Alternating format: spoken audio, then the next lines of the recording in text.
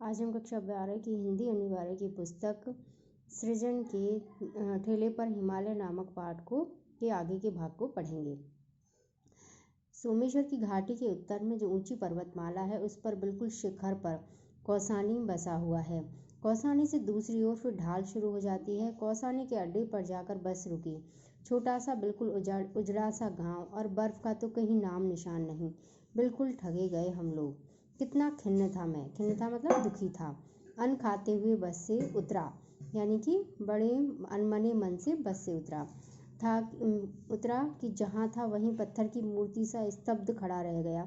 कितना अपार सौंदर्य बिखरा था सामने की घाटी में।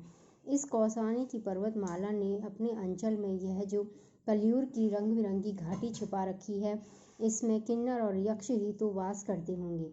50 मील चौड़ी यह घाटी हरे मखमले कालीनों जैसे खेत, सुंदर गेरू की शिलाएं काट कर बने हुए लाल लाल रास्ते, जिनके किनारे सफ़ेद सफ़ेद पत्थरों की कतार और इधर उधर से आकर आपस में उलझा जाने वाली बेलों की लड़ियां सी नदियां। मन में बेसाख्ता यही आया कि इन बेलों की लड़ियों को उठाकर कलाई में लपेट लूं, आंखों से लगा लूं। अकस्मात हम एक दूसरे लोक में चले आए थे। इतना सुकुमार, इतना सुंदर, इतना सजा हुआ और इतना निष्कलंक कि लगा इस धरती पर तो जूते उतार कर पाँव पोंछकर आगे बढ़ना चाहिए। धीरे धीरे मेरी निगाहों ने इस घाटी को पार किया और जहाँ ये हरे खेत और नदियाँ और वन क्षितिज के धुंधलेपन में नीले कोहरे में धुल जाते थे, वहाँ पर कुछ छोटे पर्वतों का आभास अनुभव किया। उसके बाद बादल थे और फिर कुछ नहीं।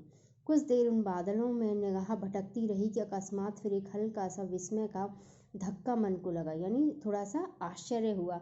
इन धीरे धीरे खिसकते हुए बादलों में यह कौन चीज़ है जो अटल है? यह छोटा सा बादल के टुकड़े सा, और कैसा अजब रंग है इसका, न सफ़ेद न रुपहला न हल्का नीला, पर तीनों का आभास देता हुआ। यह है क्या? बर्फ तो नहीं है? हाँ जी, बर्फ नहीं है तो क्या है? अकस्मात बिजली सा यह विचार मन में कौंधा कि इसी घाटी के पार वह नगाधिराज, यानी पर्वतों का राजा, पर्वत सम्राट, पर्वतों में भी सम्राट के समान हिमालय है। इन बादलों ने उसे ढांक रखा है। वैसे वह क्या सामने है उसका? एक कोई छोटा सा बाल स्वभाव वाला शिखर बादलों की खिड़की से झांक रहा है। मैं हर्षातिरेक से चीख उठा, बर्फ, वह देखो! शुक्ल जी, सैन सभी ने देखा, पर अकस्मात वह फिर लुप्त हो गया। लगा उसे बाल शिखर जान किसी ने अंदर खींच लिया। खिड़की से झांक रहा है, कहीं गिर ना पड़े। यानी कि जो पर्वत का शिखर है उसे एक छोटे बच्चे की संज्ञा दी गई है, और ऐसा लग रहा है वो बादलों की खिड़की से वो देख रहा था और उसे किसी बड़े ने अंदर ले लिया। पर उस एक क्षण के हिम दर्शन ने हम में जाने क्या भर दिया था। सारी खिन्नता, निराशा, थकावट सब छूमंतर हो गई। हम सब आकुल हो उठे। अभी ये बादल छट जाएंगे और फिर हिमालय हमारे सामने खड़ा होगा, निरावृत, असीम सौंदर्य राशि हमारे सामने अभी अभी अपना घूंघट धीरे से खिसका देगी। और तब सचमुच मेरा दिल बुरी तरह धड़क रहा था। शुक्ल जी शांत थे, केवल मेरी ओर देखकर कभी कभी मुस्कुरा देते थे। जिसका अभिप्राय था इतने अधीर थे। कौसानी आया भी नहीं और मुंह लटका लिया। अब समझे यहाँ का जादू। डाक बंगले के खानसामे ने बताया कि आप लोग बड़े खुशकिस्मत हैं साहब। 14 टूरिस्ट आकर हफ्ते भर पड़ रहे, बर्फ नहीं दिखी। आज तो आपके आते ही आसार खुलने के हो गए रहे हैं। सामान रख दिया गया, पर सभी बिना चाय पिए सामने के बरामदे में बैठे रहे और एकटक सामने देखते रहे। बादल धीरे धीरे नीचे उतर रहे थे और एक एक कर नए नए शिखरों की हिम रेखाएं अनावृत हो रही थी, यानी कि दिखाई दे रही थी। अनावृत होना यानी कि किसी भी पर्दे का हटना या खुलना। और फिर सब खुल गया।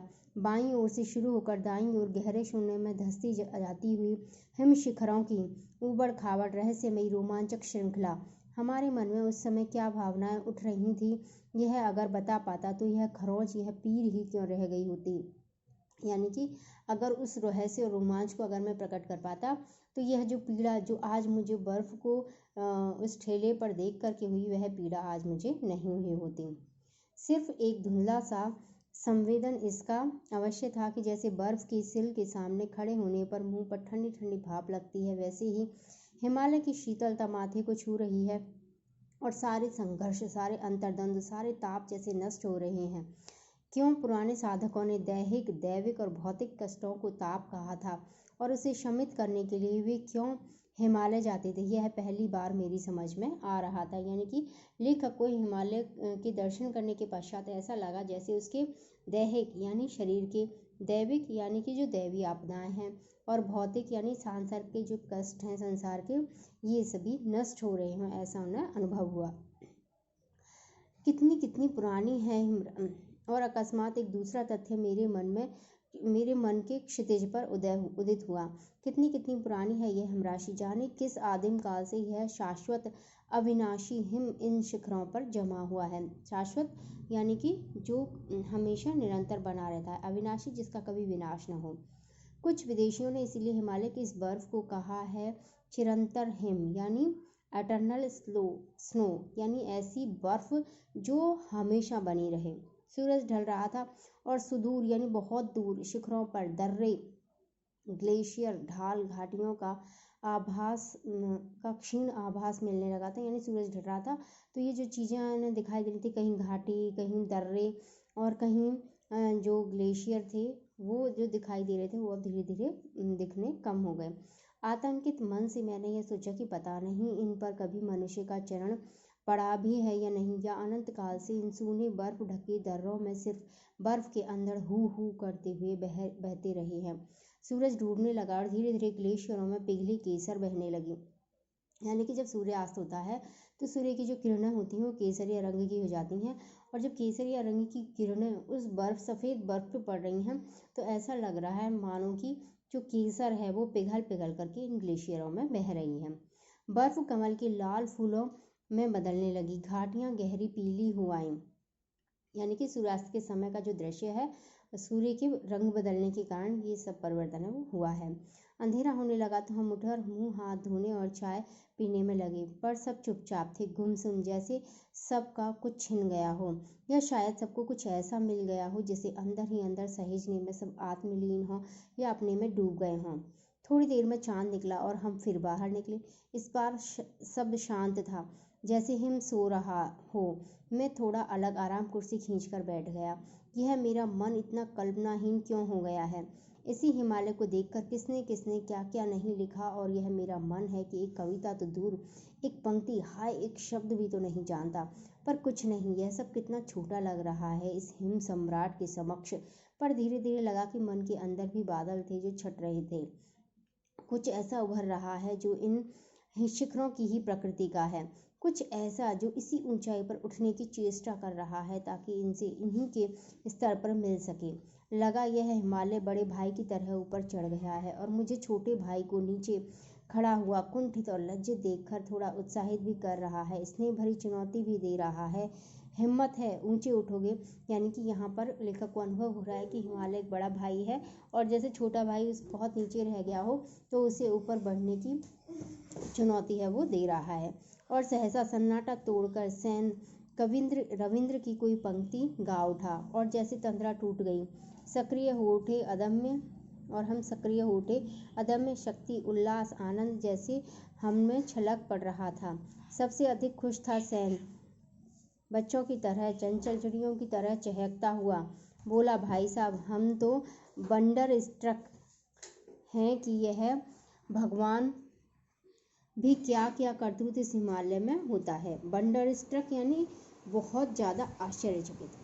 इस पर हमारी हंसी मुश्किल से ठंडी हो पाई थी कि अकस्मात वह शीर्षासन करने लगा। पूछा गया तो बोला, हम नए पर्सपेक्टिव से हिमालय देखेगा। यानी कि जो सेन है वो एक चित्रकार है, तो वो सिर को नीचा करके और पैर ऊपर करके हिमालय को देखने लगा और कहने लगा कि हम एक नए दृष्टिकोण से इस हिमालय को देखेंगे। बाद में मालूम हुआ कि वह बम्बई की अत्याधुनिक चित्र शैली से थोड़ा नाराज है और कहने लगा, ओ सब जीनियस लोग, शीर का बल खड़ा होकर दुनिया को देखता है, इसी से हम भी शीर का बल हिमालय देखता है। दूसरे दिन घाटी में उतरकर 12 मील चलकर हम बैजनाथ पहुंचे, जहां गोमती बहती है। गोमती नदी का नाम है। गोमती की उज्ज्वल जलराशि में हिमालय की बर्फीली चोटियों की छाया तैर रही थी।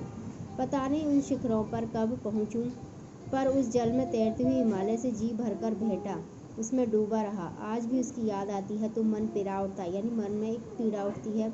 कल ठेले के बर्फ को देखकर वे मेरे मित्र उपन्यासकार जिस तरह स्मृतियों में डूब गए उस दर्द को समझता हूँ। और जब ठेले पर हिमालय की बात कहकर हंसता हूँ तो वह उस दर्द को भुलाने का ही बहाना है। वे बर्फ की ऊंचाइयाँ बार बार बुलाती हैं और हम हैं कि चौराहों पर खड़े ठेले पर लदकर निकलने वाली बर्फ को ही देखकर मन बहला लेते हैं। किसी ऐसे ही क्षण में ऐसे ही ठेलों पर लदे हिमालयों से घिरकर ही तो तुलसी ने नहीं कहा था, कबहू हूँ यह रहने रहूँगा, मैं क्या कभी ऐसे भी रह सकूँगा वास्तविक हिम शिखरों की ऊंचाइयों पर। और तब मन में आता है कि फिर हिमालय को किसी के हाथ संदेशा भेज दूँ, नहीं बंधु आऊँगा, मैं फिर लौट लौट कर वहीं आऊँगा, उन्हीं ऊंचाइयों पर तो मेरा आवास है, वहीं मन रमता है, मैं करूँ तो क्या करूँ। धन्यवाद।